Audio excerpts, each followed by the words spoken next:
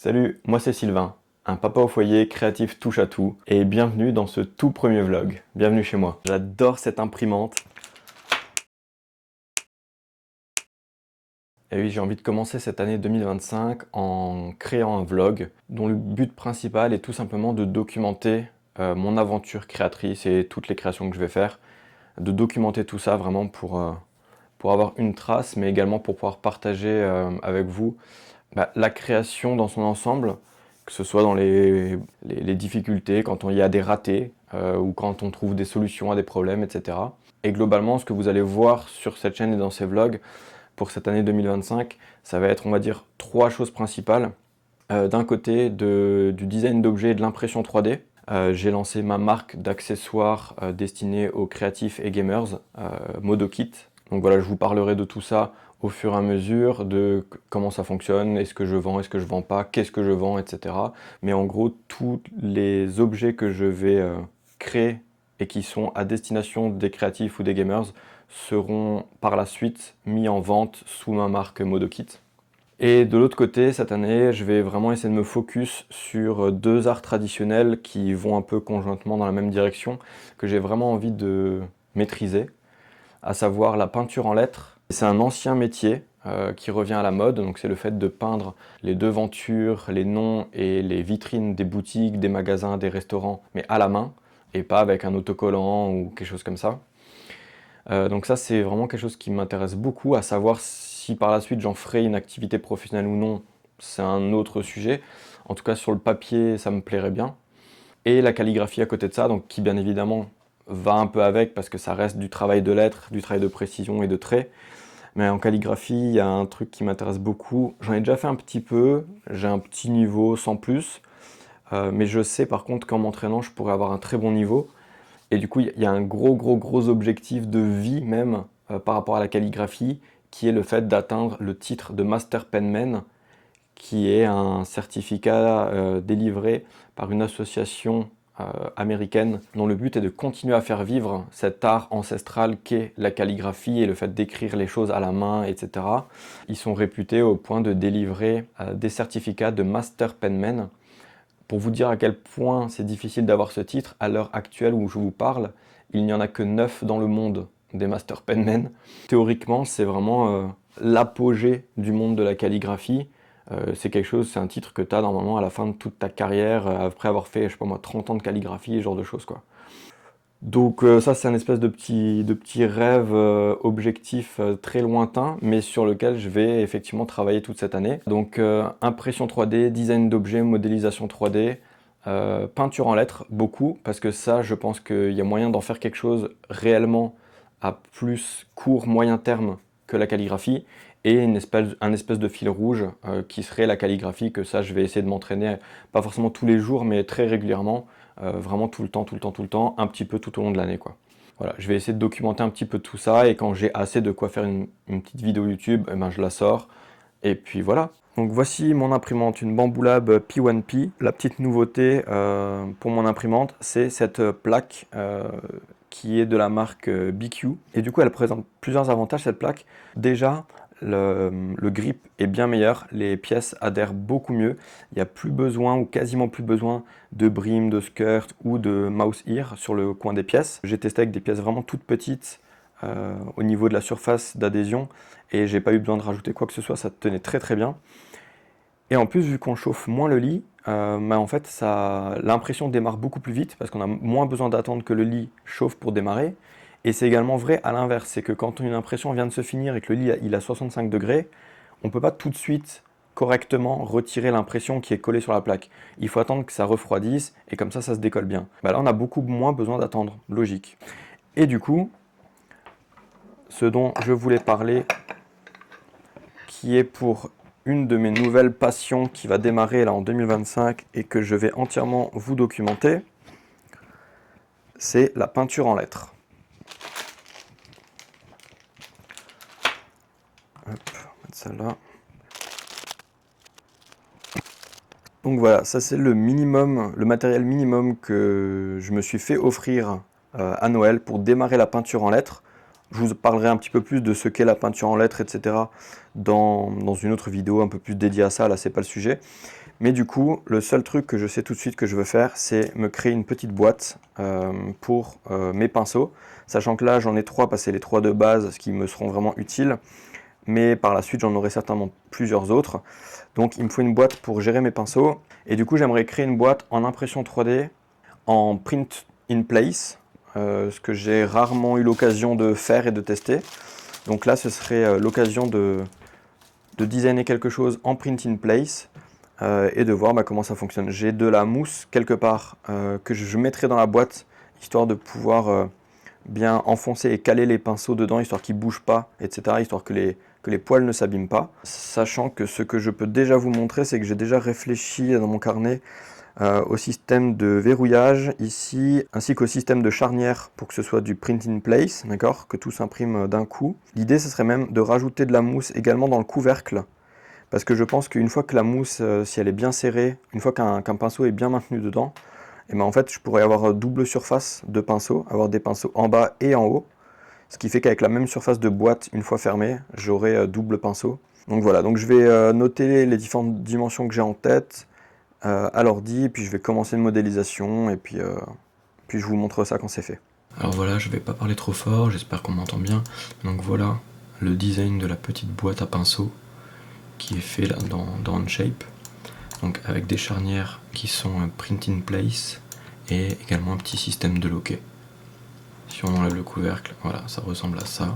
Ce que je vais faire là maintenant, c'est que je vais découper des morceaux pour mettre le petit loquet en face d'une charnière, histoire de pouvoir juste faire un test d'impression de juste la partie charnière et loquet, sans avoir besoin de tout réimprimer, quoi. Et voilà, on se retrouve le lendemain matin. Il est encore assez tôt, mais j'ai lancé cette impression de test du coup pendant mon sport du matin. Et donc là, on va la décoller, on va voir ce que ça donne.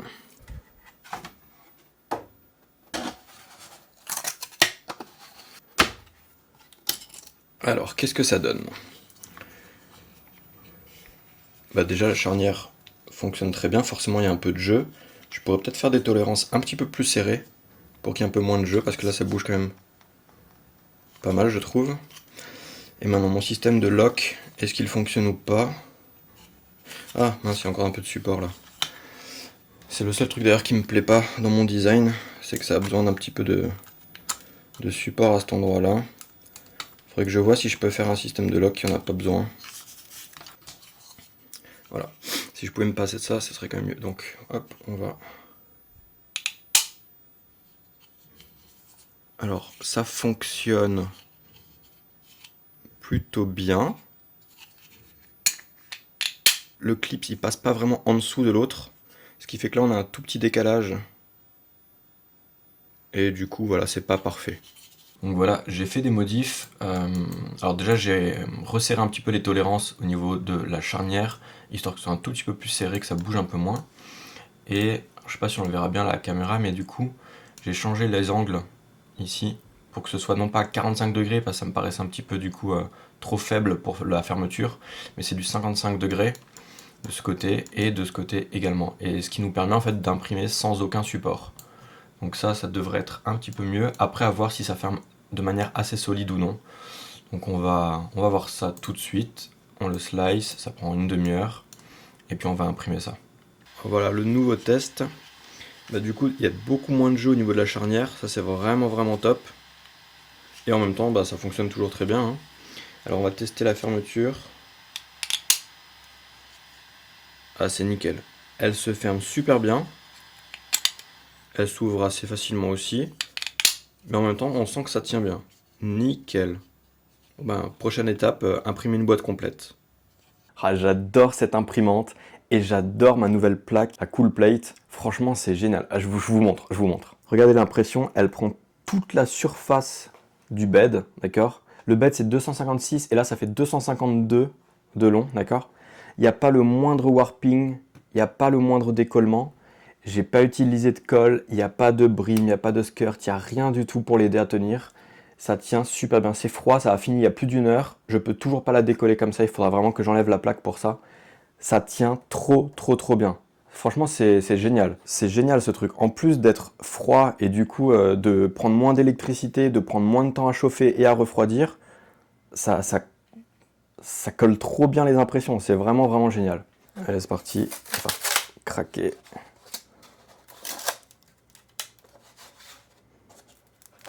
Et hop, ça se décolle tout facile une fois qu'on fait ça, hein. C'est vraiment génial, hein. Elle est parfaitement imprimée, il n'y a pas le moindre souci. Là, il y a mon petit logo SK dedans. Les charnières fonctionnent super bien.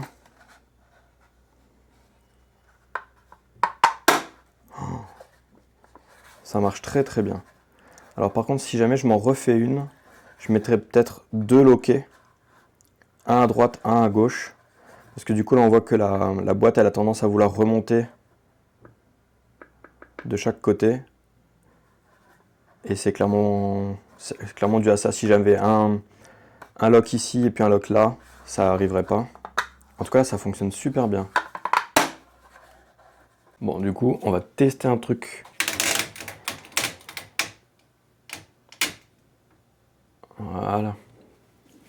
Je pense que là il y a moyen que ce soit un petit peu visible. Et ce que je vais bêtement faire... Ouais, on va couper ça en deux. C'est qu'en fait je vais venir tout simplement...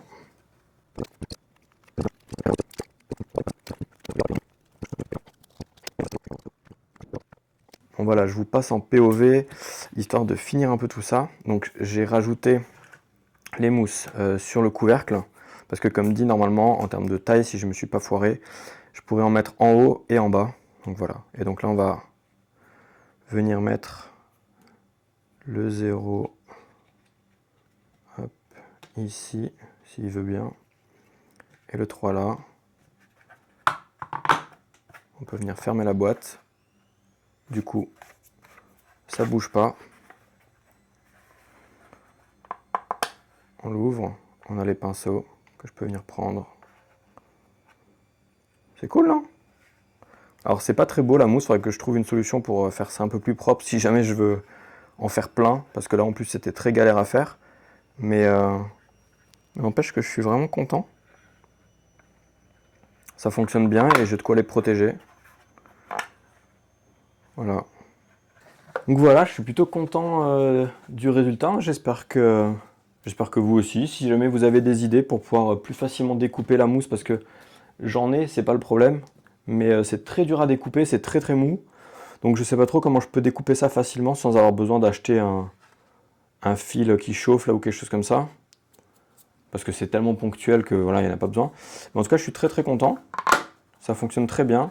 Comme dit, si j'en refais une autre pour des crayons ou pour d'autres pinceaux un jour, je mettrai 2 loquets, un de chaque côté. Parce que du coup là, ça baille un peu à droite à gauche. Et clairement, j'ai vraiment pas l'impression que c'est le plastique qui est déformé, hein. Ouais, non, c'est vraiment juste au niveau de la tâche. En fait, ça aurait besoin d'être tenu à droite et à gauche et pas juste au centre. Voilà. Après, éventuellement, on pourrait aussi envisager une version où dans le coin, juste là et là, je mets un petit aimant. Comme ça viendrait le snapper en place. On verra. En tout cas, sur le principe, ça fonctionne très bien. Ça, c'est très bien imprimé. C'est tout lisse. C'est nickel. Je suis vraiment très content de tout ça. Et c'est sur ce beau résultat qu'on finit, à mon avis, ce premier vlog. Je pense que j'ai assez de quoi faire pour faire une vidéo qui tienne la route. Donc voilà, je vous laisse là-dessus. Là, il y a le week-end qui approche. Je pense pas que je vais vlogger beaucoup, puisqu'on va être en famille, etc. Et puis, mais en tout cas, dès que je retravaille quelque chose, que ce soit de la 3D, du sign painting, de la peinture en lettres, etc., je tâcherai de filmer tout ça. Et puis voilà, je pense qu'à l'avenir, si j'arrive à maintenir ces vlogs, etc., et qu'il y a des questions dans les commentaires ou des remarques, je pense que je prendrai un petit temps à la fin de chaque vlog pour répondre aux questions. Je pense que ça pourrait vraiment être une bonne idée. J'ai vu un compère faire ça et je trouve que c'est une chouette façon de finir les vlogs. Pour l'instant, c'est pas le cas, c'est le premier.